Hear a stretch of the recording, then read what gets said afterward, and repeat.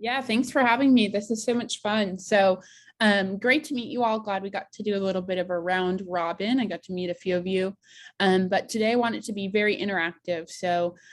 This is not supposed to be a me preaching at you. So when you have questions or don't understand something or have your own experience and you want to add it in, just stop, put it in the chat, unmute. This is supposed to be very casual. First, I'll start off with figuring out how to use my computer. And then I'll introduce myself. So my name is Courtney Real. I am a venture partnerships manager at Capital Factory. We're an early stage venture fund based out of Austin, Texas, but we work all across Texas, helping startups get resources they need.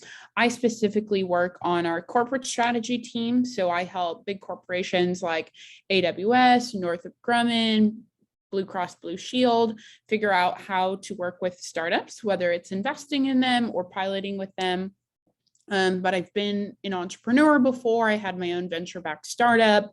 I've worked for many different accelerators and co-working space, and really, really passionate about this space, underlining being I would love to see more women in this space. So I host a podcast about women in venture capital and startups.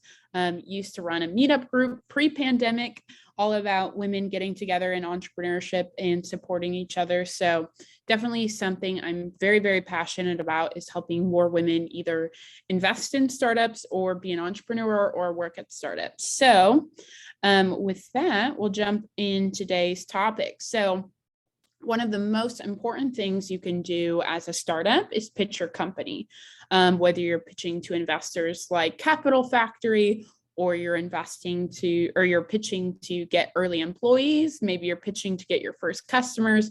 The most important thing you can do is convey what your business does, what makes it different, and a value add to whichever stakeholder you're talking to.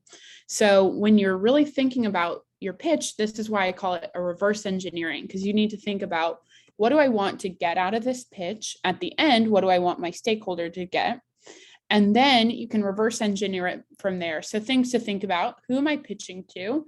Have I met them before? Are they an expert in this area, or am I going to have to educate them a little bit? How much time do I have? Am I pitching at the Kendra Scott business competition? Remind me what it's called, but I know you guys have something like that coming up soon. Or am I pitching during a board meeting? Or is this, hey, I got in the elevator with a really famous investor and I have 30 seconds to give my spiel? Those are things that you all need to think about and consider when building a pitch. And then I think the most important thing you want to think about is, what do I want them to get from this information? So a lot of people will pitch their company to investors like, hey, I'm going to get the first check today if I just pitch well. You need to think about this as kind of a game, right? So gamify it. So I need someone to get excited about my business so that they'll take a meeting with me. I need them to take that meeting and understand what my business does so they can go pitch it to their general partners. And so then I could get a check. Or I need this early employee to understand what my business does to see if they'd be a good fit for the role. So there's lots of different things to think about, but I think the most important thing to consider is, what do I want them to do with this pitch at the end of it? So here's my disclaimer on pitch decks. So the purpose of your pitch deck is not to answer all possible questions that someone could have, nor, like I just said, get an immediate investment. It's to open the mind to what your vision and get them excited more about what you're doing.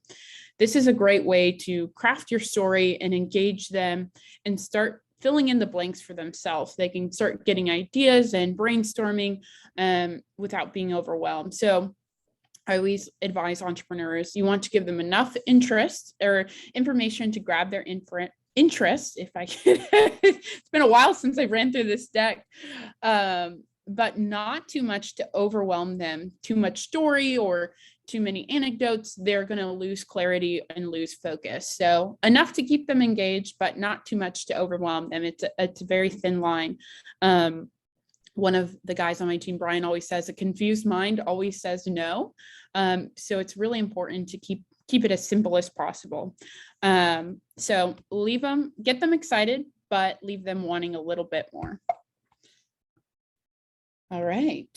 So priority number one when pitching is create FOMO. You want people, whether it's investors, whether it's early employees, whether it's customers, you want them to say, hey, if I don't get this opportunity now, I'm going to miss it. Of course, you want to be truthful with all the information that you're sharing, and don't, we all saw what happened with companies like Theranos when they got a little too excited about creating FOMO and shared some lies and things like that.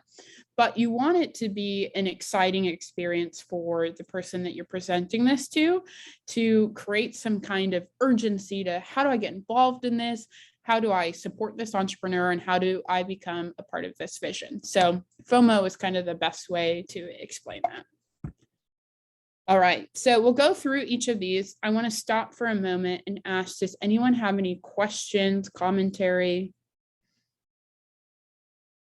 If not, we'll keep rolling. Cool. So one thing I will say is every investor will say, hey, I really like to see problem, traction, solution first. And then you'll go pitch to another investor and they'll say, no, I like to see solution, problem. So there's no perfect roadmap to this. Every investor is going to tell you they want to see something different. The most important thing when thinking about how to structure everything is think about what you want your story to be. How is the flow of this going? Does it make sense? Are you jumping back and forth between topics, or does everything flow nicely? So usually this is the outline I use when, one, evaluating companies now, and two, when I was pitching myself. It was just the easiest way to make things flow. So you always want to have a really great elevator pitch. So for example, if I was pitching Capital Factory, I would say we're Capital Factory Ventures, we're the center of gravities for entrepreneurs in Texas. Pretty simple. You can guess a little bit about what we do, but leaves you saying, hey, I want to learn a little bit more. Next slide is your problem and current solution slide. Then we'll go into products / solution, market opportunity, and then you want to see momentum, traction, and expertise. Your business model, competition, market approach and strategy, team and key stakeholders. These can be advisors or investors. And then the final slide should be your ask. What is all this pitch deck for? What do you need from me as the audience? So we'll go through each of these. Again, please raise your hand or unmute if you have any questions, or if I'm going too quickly through these slides. So like I said, that first opening line really should be a punch statement, something that grabs the audience attention, a quick one-liner about your vision or product and the mission of the company. I always say keep this really short, something that you could tweet out. So when you're practicing your elevator speech or trying to write it, open up Twitter and write it like you're going to tweet it. That will help you keep it to really, really small character count and help you keep it simple. And it's really important. The more you can just say that tagline over and over and over and keep it consistent, the better it's going to sound when you do things like this. So this is a really great tool, the Airbnb pitch deck. If you ever want to go back to this, just Google Airbnb pitch deck, and it's a great blog of someone who went through Airbnb's original deck, and then once they made a whole bunch of upgrades and then were able to raise capital. So we'll use this as our example today. So their tagline here is book rooms with locals rather than hotels. Something engaging, you want to learn a little bit more, but kind of warms people up to what the heck am I going to listen to? Okay, so the first thing you want to paint the picture for your audience is, what is this problem you're solving? So what is if I'm the end customer, what is the pain point that I have today that isn't being solved by, current solutions? So if it's Airbnb, the problem is hotels are expensive, you don't get a local experience, they don't fit all your guests, and there aren't always great hotel options in everywhere that someone wants to travel. That could be a pain point. Maybe I heard that someone in the group had a jewelry business, I think it was. So the pain point here might be, hey, our customer isn't able to find the right price point of jewelry in this category, or isn't the right design that they're looking for. So paint a picture of what what the problem is here and why current solutions aren't addressing it. So like I just said, this is a really great example of the Airbnb one. They broke it down. It's expensive. There's hotels, and you can't easily book a way to get a local or become a host. So they did a really great job of painting the problem and helping the room kind of understand the pain points of the problem of Airbnb. Solution. So this is really important. How are you solving this problem? So we just gave the investor the idea of like, okay, here's this huge problem. Now we have a solution to fix this problem. So being able to quickly and eloquently explain what are the core competencies of your product or service that solve this problem. So in the example of Airbnb, they made it really simple to explain, and take yourself back 10 years ago when we didn't use Airbnb all the time, and trying to explain to someone, hey, we have people who rent out parts of their homes and allow different travelers to rent space in there. It was kind of a unique idea. We're all very used to it now. But they highlighted some of the core competencies of it, like saving money, making money for your host, and sharing culture, and then a very simplistic, what is the actual solution? So any questions here? Awesome, we'll keep rolling. Okay, so then breaking it down into, sorry, I keep trying to move you all so I can see my screen. Breaking it down into what this product or service actually is. So usually if it's a tech startup, it's something new, it's something innovative. So the most helpful thing you can do is show, I like to use screenshots of the actual product to explain how this would work. So it's better to use, this is a general term for your pitch deck and whole, but especially on product and service, it is a lot better to show images or visuals versus a whole bunch of text to try to explain what you do. So in the Airbnb case, they said, here's a beautiful Airbnb. We'd all love to stay there. And here's how you book it. So a really simple screenshot just to give someone the idea of, hey, if I was an early user at Airbnb, what would my experience look like? So next is traction. Actually, sorry, I'm going to go back one step. There's a really simple equation that investors are looking for on these couple of slides. One, there's a problem that's worth solving. It's a big enough pain point that people have, and a lot of people have this problem. Two, I have a solution for it that is better than what's on the market today. And three, which we'll talk about later, enough people are willing to pay for this product. Because me as an investor, I want to be able to give you $1. You put it through this problem solution business model equation, and I want you to print me $10 on the other side. So you're helping an investor understand that there's a large problem. I have the solution to fix that large problem. And oh, by the way, there's a lot of people willing to pay for this. So oh, by the way, people are willing to pay for this. How you show that is traction. So there's a lot of different ways to show traction and excitement around your product. So it really depends on if you're pre-revenue, post-revenue. Post-revenue is pretty easy. You show how much revenue you're making, how many users you have, how many customers you have, things like that. Earlier traction is a little harder to show, but you definitely can be creative around it. So you can have things like, if you're pre-launch, have a wait list. You can have a newsletter, you can have a certain social media following. There's things to show that, hey, there's interest in what we're developing before you even get to the point of, hey, we've made our first dollar.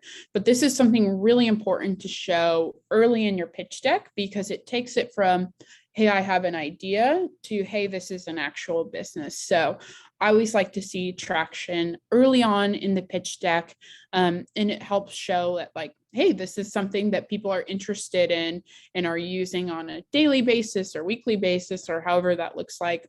Also, customer success stories and testimonials are really successful here. So if you're Airbnb, the first property host that you have, and testimonial that says, hey, we've made $1,000 off of Airbnb this month. It's been awesome to engage with the local travelers who've come, or I don't know, whatever kind of testimonial you'll want to put there. But those are just some different ways that you could put traction into your slide, whether you have pre-revenue or post-revenue.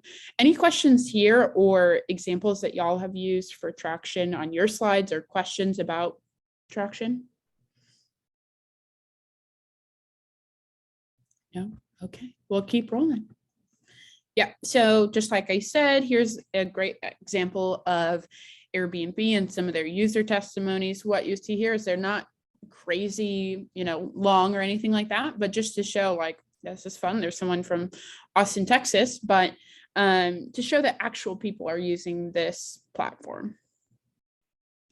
Okay, so now we're moving on to market opportunity. So if we go back to our investor equation, I'm going to call it, of large problem, I have a solution, and people are willing to pay for it.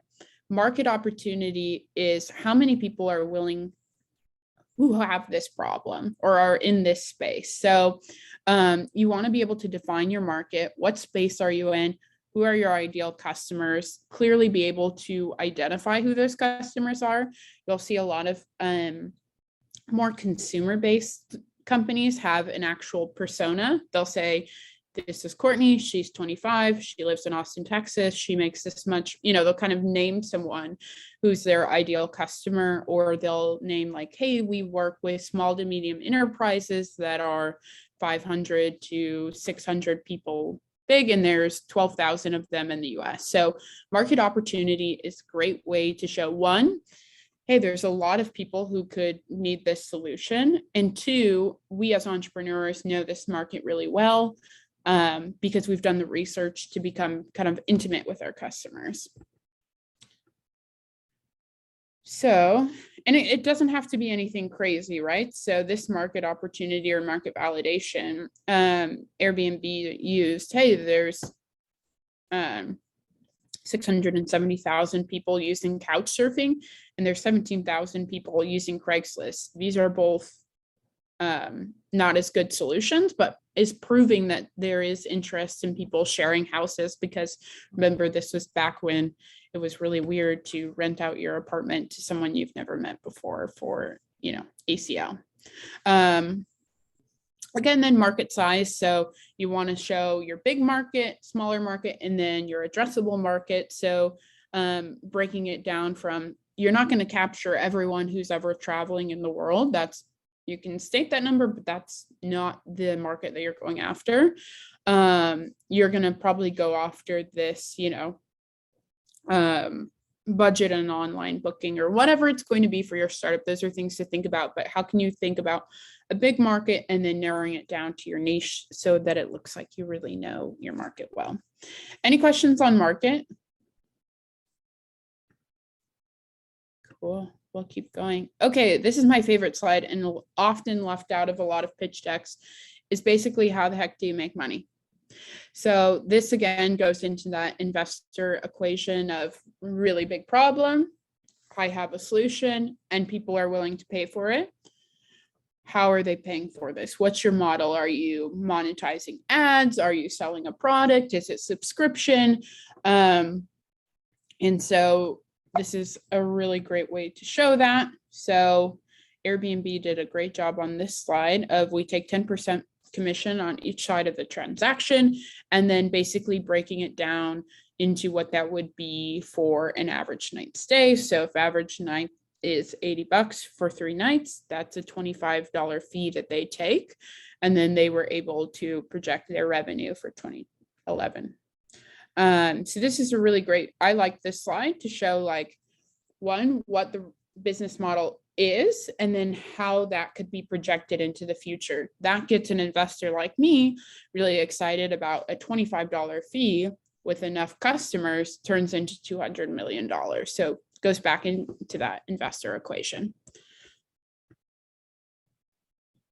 All right, so marketing and growth strategy. So one, I want to know, how have you found the customers that you have today? How did you get the traction?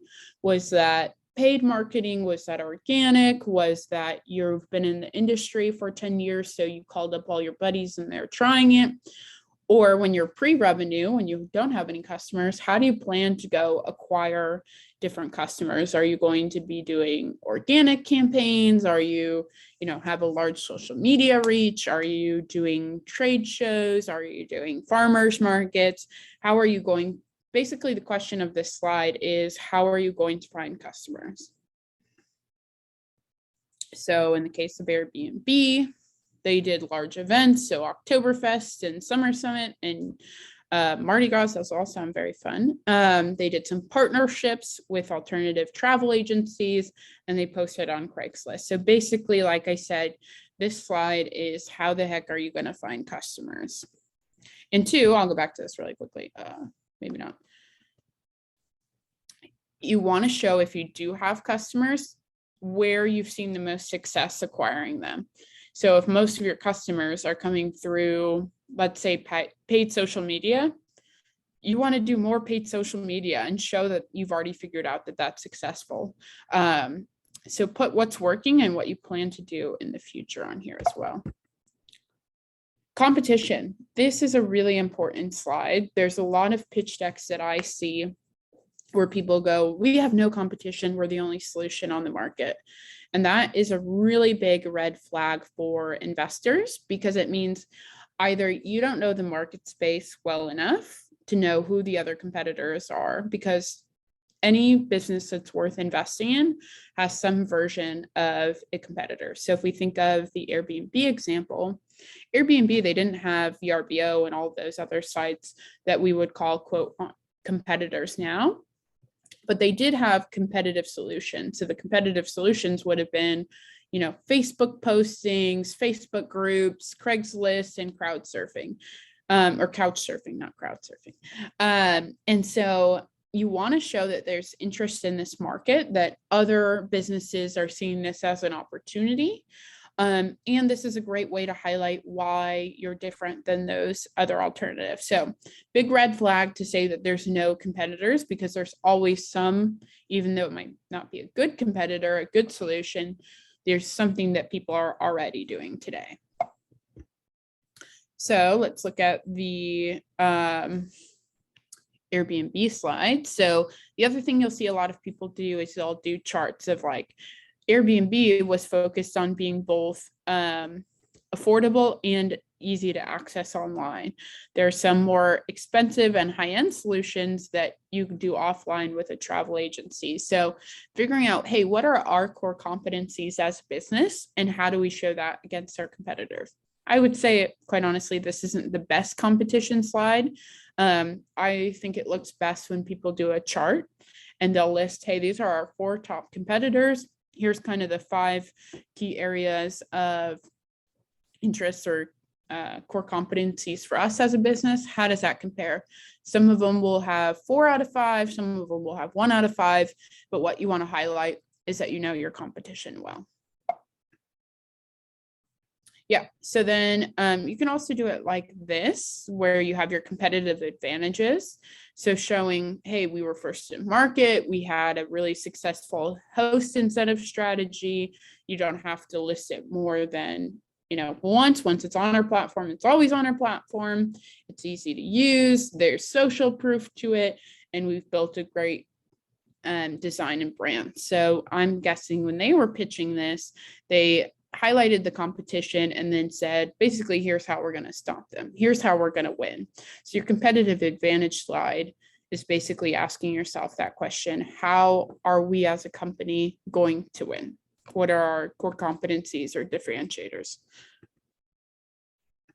Okay, folks, how's everyone doing? Is this interesting? Are you learning things? Okay, cool. Stop me if this is, if there's anything that's confusing or you have questions or, things you want to talk about on your pitch decks. Happy to make this more conversational. I have a quick question, Courtney. Yeah, of course. So I personally don't have like my own like business or idea that I'm like acting on right now, but I was wondering your like take on, being a student and trying to create your own business. Like, is it smart to utilize resources like from classmates and professors to kind of help like build these slide decks, since students have a lot of other stuff going on, so maybe don't have either the skills or like capacity to create an entire deck like this. Would you recommend like really using your student community to do that, or kind of finding other outlets to find those things or get help for those things? Does that make Yeah. sense? Yeah, that's a great question. So one, I think it's most important that if you're interested in entrepreneurship, you get this special card as a college student where you get to say, I'm just a college student. I'm just working on this fun idea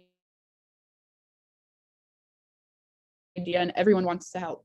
So certainly, try it. What's the worst that happens? It doesn't work. I like to build out pitch decks when I'm even kind of just playing around with an idea, because it helps me structure, okay, hey, what is the competition in this market? What kind of team could I build? It's how I think about businesses. It's kind of like a quick business plan. Like, is it helpful nowadays to write a 10-page business plan? No, you should just work on figuring out, would this business actually work? But I think pitch decks can be a helpful way to do that. And you don't need to have it beautiful at first. When I do it, it's just like black and white Google slide. And then it's fun to go play in Canva and make it pretty and all of that. But I think it's a good exercise to think about, what kind of business you want to build. Do you want to have investors? Do you want to have co-founders? I think a pitch deck and kind of the way it's set up is very helpful to do that. But certainly, yes, everyone should try it. See if you like it. Awesome question. Cool. All right, well, keep rolling. So team. So when I'm looking at startups, one of the most important things I look at is who's the team members on this team, because you can have a really great idea, but if you don't have great team members with great expertise and reputations, then it's harder to make it work. So I always advise companies to, headshots are always great. The name.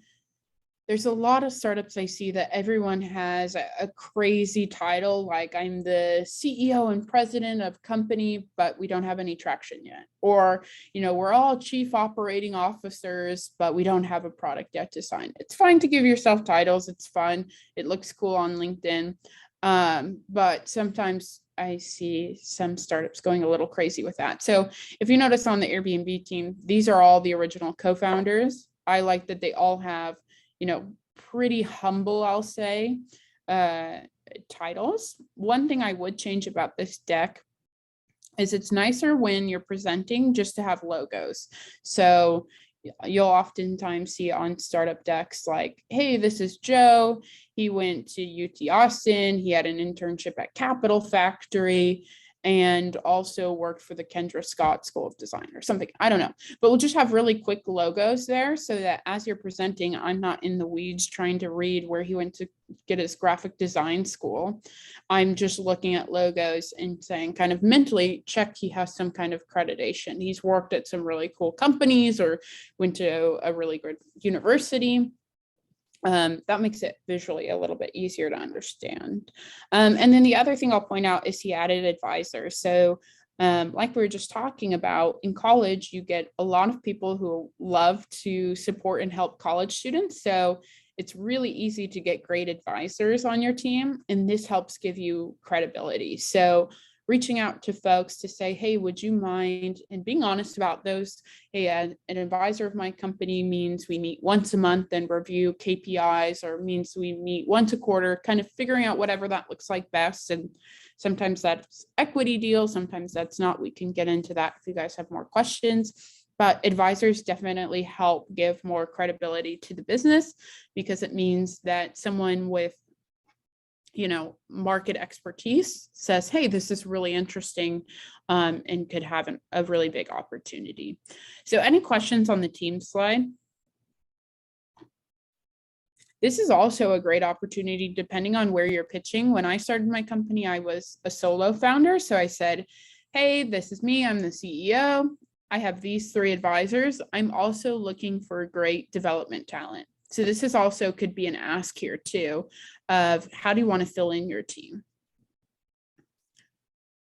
Financials, this again depends on who you are pitching to, most times in a large pitch competition or things like that, you're not going to want to give away financials to a whole audience. So you just need to be kind of selective about when you're sharing this information and when you're not.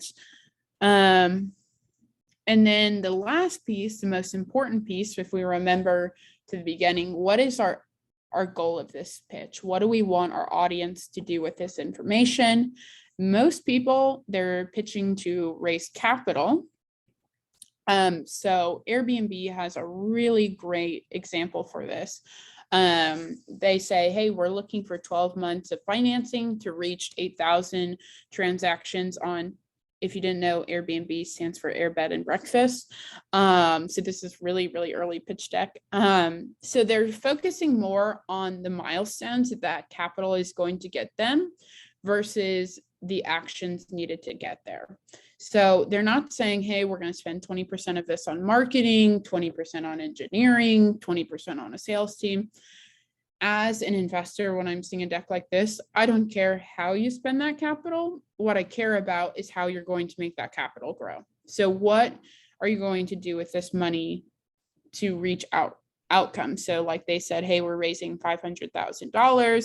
We want to do that 80,000 trips with Airbnb, and that's going to lead us to $12 million in revenue in 12 months. So more focused on the outcome versus the action that will be taken with the capital. And then, see, any questions there? Cool. So here's just some common mistakes that I often see with pitch decks. Way too many slides and way too much information. The most helpful thing to do when constructing your pitch deck is take it to a 5-year-old or take it to your grandma and pitch it to them and see what they understand, because your average investor is about that smart or has that much attention span. So the more simple you can keep the information you're sharing, the better, because it means that who you're sharing it with has a more likelihood of understanding what you do. So you don't want to get too deep into jargon. You don't want to get too deep into really anything. Keep it high level and help them get engaged. The other thing is wordy slides. I like to end, or, I can't think of the word. Lean more towards, let's use that, more images, less words. So try and challenge yourself. Hey, do I really need this sentence, this bullet point on my slide deck, or what can I take away? How can I make this as simple as possible? And how can I take off text? Because if you're pitching live to someone, an audience, to one-on-one, you're speaking. And if your slides have too much words, I'm reading and I'm not listening to what you're saying. So you've got to kind of pick one or another.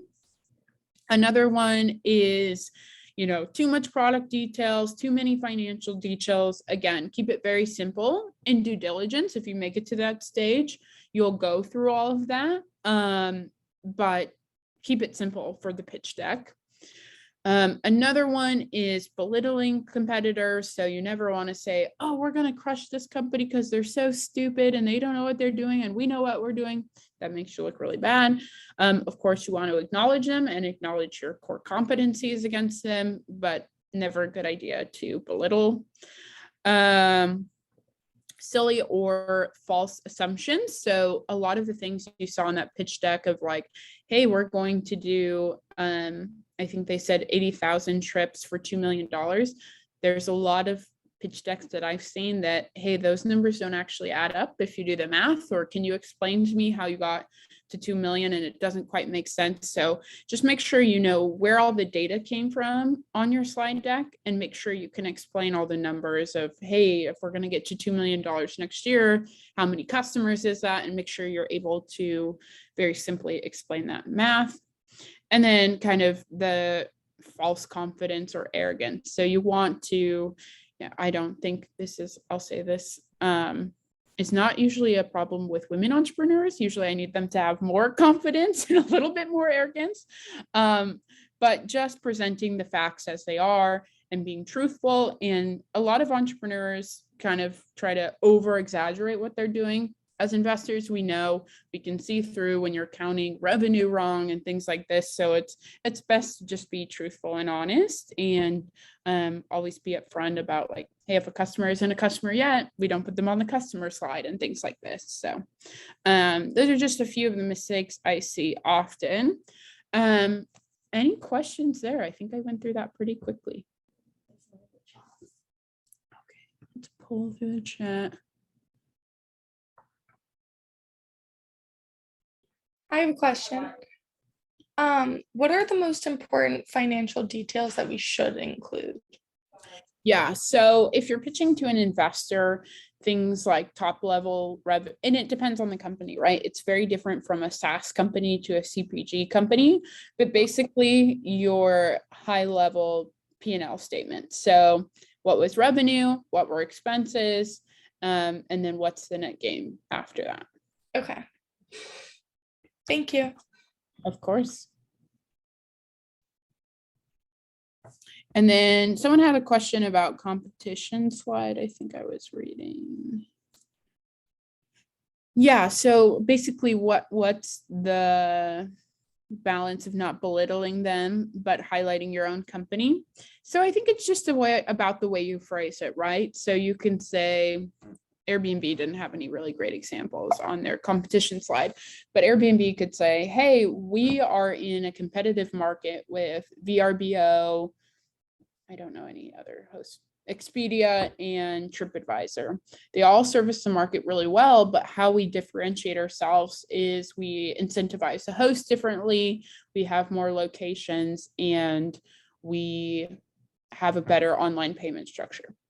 Belittling them would be like, VRBO has no idea what they're doing. Their customers are super unhappy, and we're definitely going to crush them. That doesn't show any competency that you know how you're better than them or how you'll win in the market, because chances are you'll both win something, because it's a pretty big market. But just being able to highlight, hey, here's our differences versus like they're stupid and don't know anything.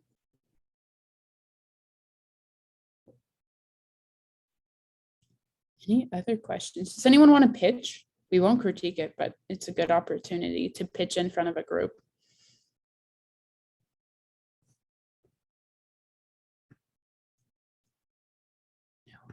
Okay, any other questions? Cool. Well, it's great to meet all of you. Here's my email. If you want me to look at your pitch deck or you have any other questions, feel free to just shoot me an email, connect with me on LinkedIn.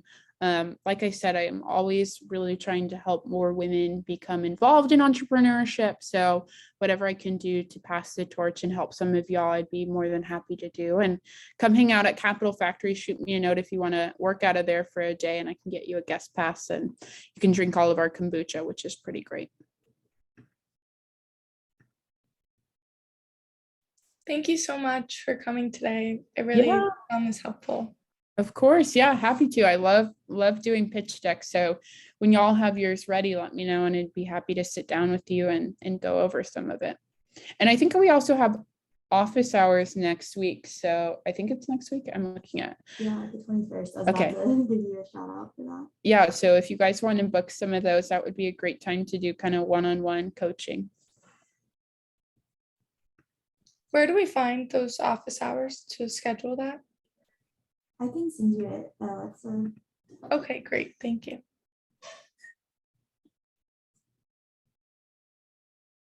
Awesome. Well, if you guys don't have any questions, it was great to meet all of you, and please let me know how I can help in the future. Thank you so much, Courtney. Of course. Great to meet you all. You too.